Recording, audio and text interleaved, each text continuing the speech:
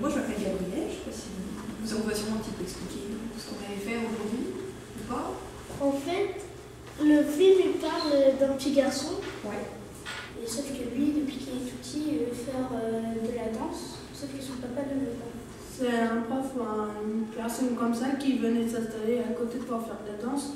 Et l'autre, il commençait à s'intéresser à la danse. Je suis venue ici aujourd'hui rencontrer la classe sur une proposition de Normandie Images, puisque dans le cadre d'école et cinéma, vous avez vu des films cette année, notamment Billy Elliot, que vous venez de voir en fait. Et à la suite de ça, vous avez un projet de réalisation. Donc moi, je suis venue pour discuter du film avec vous et vous donner des pistes pour y réfléchir et peut-être vous aider à construire votre propre film par la suite.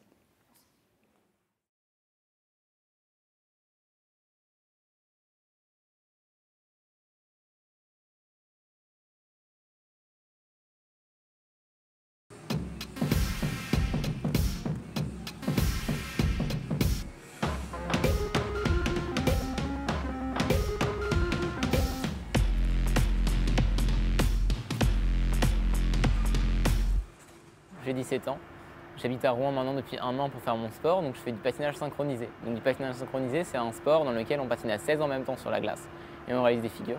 Donc je fais partie d'une équipe à Rouen qui fait de la première division et cette année on a eu la chance de partir représenter la France au championnat du monde. On n'a pas le temps de s'ennuyer en fait au patinage. Et je pense qu'en 30 ans, ça ne suffirait pas pour tout découvrir. J'ai commencé, j'avais 7 ans et demi, j'étais en CE2. J'avais vraiment fait des sports classiques comme le football, j'ai fait un petit peu de tennis et j'ai découvert le patinage un peu par hasard et je me suis inscrit et ça m'a immédiatement plu. Au début, ça a été un petit peu compliqué parce que mon père, c'était un footballeur depuis des années. Ça faisait 20 ans qu'il faisait du football et voilà, voir son fils qui lui annonce « moi le football ça m'intéresse pas, je veux faire du patinage, de la danse, j'aime bien la fibre artistique », ça a été compliqué à accepter au début mais maintenant voilà, il m'aide à financer ma carrière et d'ailleurs je leur remercie. Mes amis à l'époque, ils ne comprenaient pas trop parce que pour eux, c'était pas un sport pour les garçons. Même nous, quand on commence, on se dit qu'est-ce qu'on fait là, on ne comprend pas trop. Et à chaque nouveau défi, à chaque nouveau palier, quand on nous dit pour tel spectacle, tu dois mettre tel genre de costume, quand tu dois mettre un costume avec des paillettes, etc. Mais au début, c'est pas facile, on a peur, mais surtout peur du regard des autres, pas peur de ne pas pouvoir faire le sport. Pour beaucoup de gens, le patinage, c'est vraiment un sport réservé aux filles. On a beaucoup de remarques justement sur l'homosexualité, c'est des préjugés qui existent vraiment, hein. C'est aussi fort que dans le monde de la danse. Et c'est des préjugés qui sont faux. Il y en a forcément parce qu'il y en a partout et libre à chacun, mais voilà, c'est pas forcément parce qu'on est patineur qu'on n'est pas viril, qu'on est une fille manquée, qu'on s'intéresse aux poupées et qu'on aime le rose. Enfin, voilà, il y a plein de choses différentes et faut vraiment s'ouvrir à ça et pas écouter les gens. À un certain âge, quand je suis rentré au collège, hein, quand j'étais en 6e, c'était compliqué parce que j'étais dans une classe en sport-études, je venais d'intégrer une sport-études. Et justement, ça s'est accentué parce que tous les autres garçons du collège savent que tu es patineur, tout le monde sait que tu es patineur. Et on était 2 garçons, du coup on se soutenait un petit peu. Mais c'est compliqué parce que du coup, voilà, en plus on avait l'opportunité de vivre des choses, de partir dans d'autres pays. Et ça crée en plus un petit peu de jalousie, donc ça se rajoute aux préjugés. Et forcément qu'on a envie d'abandonner à cause de tout ça, parce qu'il y a un impact moral, il faut être fort moralement. Et en plus c'est un sport qui est très difficile, qui est très exigeant. On acquiert une certaine ouverture, c'est-à-dire qu'on est aussi à l'aise avec des filles qu'avec des garçons. Alors que moi, je sais que mes amis au lycée, ils restent qu'avec des garçons et les filles restent presque qu'entre filles.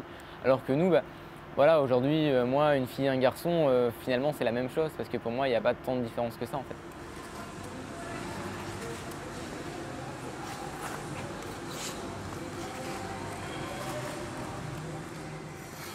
Ce serait beau qu'un jour, on arrête de dire tel sport est réservé aux filles, tel sport est réservé aux garçons et qu'on se dise tout sport est mixte en fait et tout le monde fait ce qu'il a envie de faire.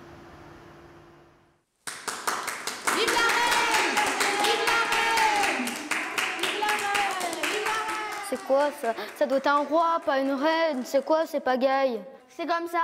Mais les femmes, c'est pas assez fort pour gouverner. Ce n'est pas parce que je suis une femme que je ne suis pas assez forte pour gouverner. Moi, je n'oublierai jamais une femme. C'est bon, rentre à la maison maintenant.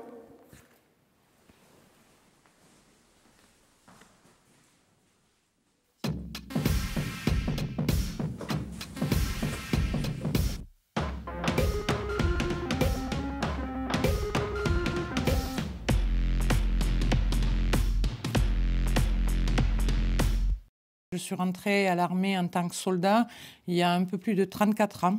D'abord, quand on s'engage à l'armée, on apprend à devenir soldat. Donc j'ai été militaire du rang, soldat. Lorsqu'on s'engage, qu'on soit homme ou femme, hein, à servir en tout temps, en tout lieu, en toutes circonstances. Alors, j'ai toujours voulu, depuis toute petite, être soldat. Alors, pour expliquer un petit peu le contexte, la maison de mes parents était construite pas loin d'un terrain d'entraînement de militaires. Et donc, quand il y avait les militaires qui venaient s'entraîner au combat, moi j'allais dans la forêt, je les regardais faire et j'avais moins de 6 ans et je trouvais ça extraordinaire. Et à l'âge de 6 ans, je repartais chez mes parents et je leur disais, quand je serai grande, je serai soldat. Ce qui me plaisait, c'était l'uniforme. Je voyais le combat, ils étaient camouflés, les ordres et puis les engins, parce qu'ils arrivaient sur le terrain avec des jeeps, ils s'entraînaient au tir, ils faisaient du lancer de grenades. C'était contre nature. Il n'y avait pas de militaires dans ma famille, donc ils ne comprenaient pas. Et mon papa voulait que je sois infirmière, voilà, et puis moi je voulais être soldat. Mais ma famille n'était pas d'accord. Mais bon, une fois que j'étais majeure, je suis allée passer les tests d'entrée, je suis arrivée avec ma convocation pour arriver au régiment, mon papa il m'a accompagnée jusqu'au régiment. Il est très inquiet. Il y avait très très peu de femmes, c'était en 1984. Hein. Il y avait très peu de femmes qui rentraient à l'armée à cette époque-là. Ils savaient que j'allais en baver, que ça allait être très très dur. Et que, voilà, et puis c'était pas un métier féminin. Donc, contre ce que l'on pouvait attendre d'une jeune fille à l'époque, mais bon, j'ai continué mon bonhomme de chemin. Et puis, très rapidement après, quand j'ai intégré l'école sous-officier, quand j'ai réussi mes examens, que je suis montée en grade, la fierté prend le dessus, quoi. C'est lourd. Alors, dedans, c'est des plaques, hein, c'est normal, hein, il y a des plaques dedans. Vous aider à la lever. Non, je n'ai pas eu de grosses difficultés d'intégration. Mais je n'ai pas voulu prendre leur place. Je n'ai pas voulu devenir un homme. On n'est pas des hommes, on reste des femmes. Mais il ne faut pas qu'on ressente la différence entre un personnel féminin et un personnel masculin sur le terrain. Donc le respect mutuel, on l'a parce qu'on fait les mêmes choses. Sur un raid de 120 km, c'est pas parce qu'on est une femme qu'on va pas faire les 120 km. Et maintenant, voilà, ça fait un peu plus de 34 ans que je suis militaire et j'ai toujours plaisir à faire ce métier. Et c'est ça qui est très important, de faire le métier qu'on aime. Il était une fois le petit chaperon rouge. Ah, un petit garçon! Normalement, c'est une fille! On a échangé les personnages de ce conte. La vraie histoire, c'est pas comme ça. Et alors? Ok, continuons.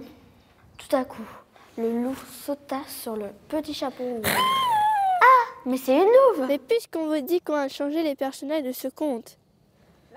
D'accord, alors c'est comme ça les contes modernes?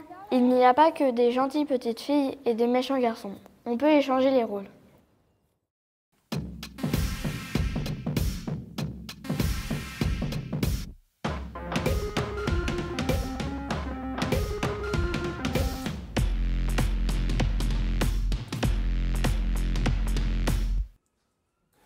Alors sage-femme, c'est un très vieux métier qui existe depuis la nuit des temps, qui consiste en fait à suivre et à accompagner une maman lorsqu'elle est enceinte. On surveille le bon suivi de l'accouchement, on réalise les accouchements et on s'assure, une fois que l'accouchement a eu lieu, que la maman et le bébé sont en bonne santé jusqu'à la sortie de la maternité dans les jours qui suivent. C'est stérile, c'est bon. Mais oui. Alors c'est un métier que j'ai découvert lorsque j'avais 20 ans. Pendant mes études, c'est une opportunité professionnelle qui m'a été proposée à l'issue de la première année de médecine à la faculté de Rouen. Avant, c'était une profession qui était totalement interdite aux hommes. Un homme n'avait pas le droit d'exercer la profession de sage-femme. Et dans les années 80, 1984, si mes souvenirs sont bons, le droit et l'accès aux hommes à exercer cette profession et donc à intégrer l'école de sage-femme a été ouvert. Donc les mamans, elles réagissent de façon positive dans 99,9% des cas. C'est quelque chose qui commence, mine de rien, à se démocratiser, à se répandre au quotidien, puisque dans les émissions Baby Boom, etc., on voit régulièrement des hommes sages-femmes à la télé, donc elles ne sont pas surprises, elles savent qu'on existe. Après, il y a des anecdotes moins agréables qui se présentent assez régulièrement, qui ne sont pas exceptionnelles en tout cas, qui sont plus liées en fait à des convictions soit culturelles ou religieuses de la part des patientes qui effectivement en voyant que c'est un homme qui se propose pour s'occuper d'elles nous refusent, mais dans 99% des cas il n'y a pas de problème, quoi. Allez, à bientôt, vous appelez si besoin. D'accord, merci.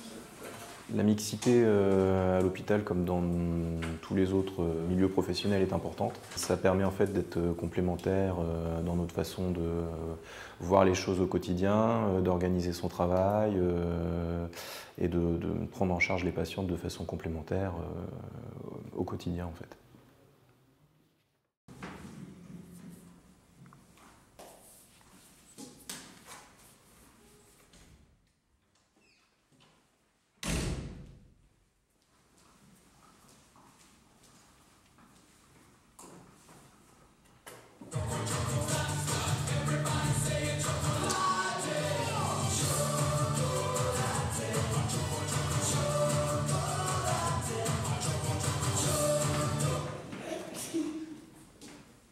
Pourquoi vous rigolez? Bah la majorette c'est pour les filles. C'est aussi pour les garçons, comme la danse. Comme qui? Comme Billy Elliot. Ah, t'as raison.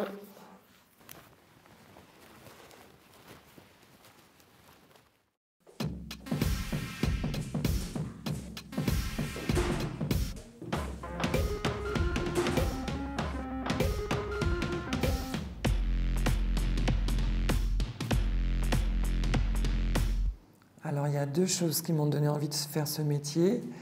La première, c'était de réhabiliter des endroits où j'arrivais, qui étaient abîmés ou sales ou à rénover, et de repartir en laissant un nouvel endroit tout neuf. Ça, je trouvais ça plutôt bien. Et la deuxième raison, c'est que même si je fais souvent les mêmes choses, je ne suis jamais au même endroit. Mes chantiers changent tout le temps, et ce qui m'amène aussi à rencontrer des nouvelles personnes. Alors, ce n'est pas une vocation, c'est un métier dans lequel je suis arrivée vers 30 ans. Depuis que je suis toute petite, je n'ai jamais considéré qu'il y avait des choses réservées aux garçons et des choses réservées aux filles. Donc pour moi, ce métier, ce n'était pas réservé aux garçons, j'avais le droit de le faire comme n'importe qui. Alors les difficultés dans ce métier, c'est qu'effectivement, ça fait quand même partie du bâtiment. C'est qu'il y a quand même des choses lourdes, souvent à porter. C'est un métier quand même assez physique. On monte, on descend des escabeaux, des fois des échafaudages. Les matières premières à amener, vous voyez les grosses tines de peinture, par exemple, à emmener. Les sacs d'enduit qui pèsent 25 kilos. Donc voilà, c'est quand même un métier physique. Généralement, ça se passe plutôt bien. Parce que l'ambiance, quand une femme arrive sur un chantier d'hommes, l'ambiance change. Les hommes ou les garçons ne se comportent plus de la même façon. Ils font beaucoup plus attention à ce qu'ils disent, à ce qu'ils font. Les inconvénients, parfois, c'est en fait pas au niveau des gens avec qui je travaille, au même niveau. C'est plutôt un rapport hiérarchique avec des chefs, où eux peuvent des fois considérer qu'une femme n'a pas à être sur un chantier, par exemple. Ils ne comprennent pas. Donc il faut être sûr de soi et de ce qu'on fait. Il faut être reconnu dans son rôle de responsable. Mais c'est vrai que des fois, il y a des garçons qui pensent que ça sera plus facile de faire un peu ce qu'on veut parce que c'est une femme qui les commande. Et ça, même au niveau d'autres ouvriers, ou responsables ou pas, il faut même faire doublement des fois ces preuves. La loi est prévue pour chaque installation, chantier, tout doit être prévu pour les hommes, pour les femmes. C'est pour ça que même dans les petites annonces que vous voyez pour des métiers, même du bâtiment, toute annonce doit préciser, on voyait un H et un F, parce que ça doit être proposé aux deux. Et ce qui me fait très plaisir aujourd'hui, notamment dans la peinture, c'est qu'il y a quand même de plus en plus de femmes qui viennent à ce métier. J'en croise de plus en plus, même chez mes fournisseurs. Et on est contente, on a un petit regard de solidarité. Voilà.